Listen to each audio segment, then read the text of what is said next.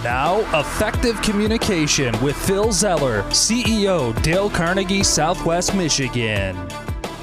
Life has a way of throwing challenges at your doorstep that you have a choice. You either take advantage of going after it or you don't. Dale Carnegie said the person who goes the farthest is generally the one who is willing to do and dare. The sure thing boat never gets far from shore. Now, when you think about that, and you think about that lesson from Dale Carnegie, you ask yourself, is that me? Am I the one who takes on the challenge, or I'm the one to say, nah, I'm going to hedge my bets? But sometimes in life, you don't have a choice, do you? And you've probably been there in a situation before where you really wanted to do something and it wasn't coming together. And you thought to yourself, what do I do in this situation? Do I sit back and do nothing and let it go by and miss the opportunity? Or do I give it a shot? Do I try something? Do I try something? Do I go way beyond myself and try something that I don't even know if I can do? What do you do in that situation? Man, it takes me back to one of the first lessons I learned in this. I was in high school. And there I was on the high school track team, and I'd been captain of my high school track team in 10th grade and 11th grade. And then here I was going in my senior year. And we lost our track coach. He retired from education, and he actually became a stockbroker. And so there was no guys track coach for the guys track team. And the girls coach came to me and said, hey, Phil, if you noticed, there's no coach for the track team for the high school this year. And I'm coming to do and share something with you that I'm willing to do. And I said, well, what's that? He goes, I'm willing to sign off on the paperwork if you will take on the role of being coach of the team. I said, excuse me, I'm still a high school senior. I'm captain of the team. He goes, yeah. He goes, bottom line is if you want a high school guys track team this year and you want a coach, if you need a coach, that coach is going to be you. Because if you don't sign on this deal, there's not going to be a guys track coach to coach the team, and there will be no guys track team this year for your school. And I looked at him, I said, wow, I guess I'm in a pickle here, huh? And I looked at him, I said, you know what? Is there any other option? Are there any other coaches that want to step in and help us out?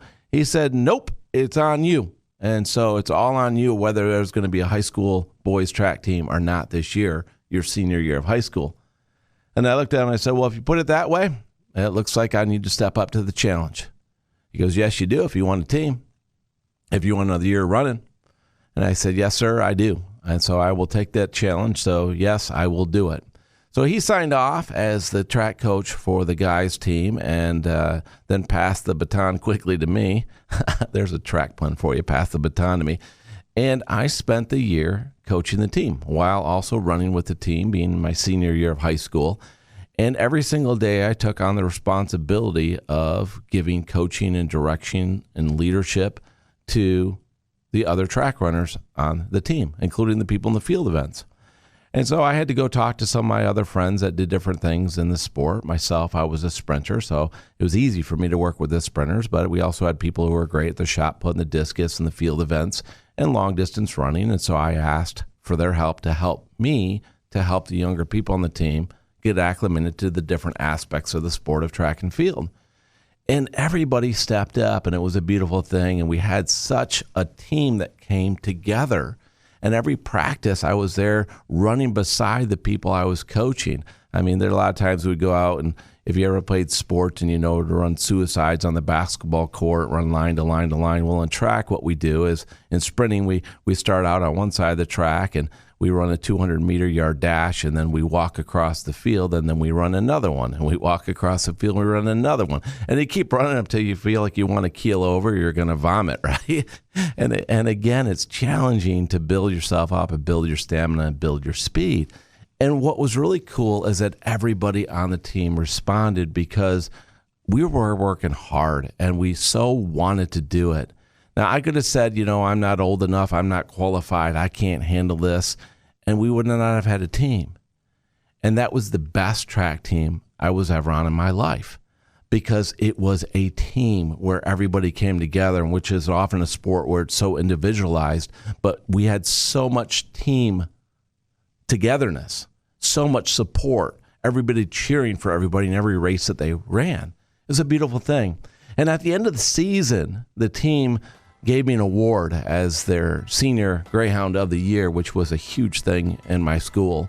It was really cool to be part of. But the best part about it was that the parents came up to me and thanked me for coaching their kids, for helping their kids to be successful. And I can't put a price tag on that. And oh, by the way, we won the we won not the state championship. We went to states, but we broke the school record in the mile relay that same year.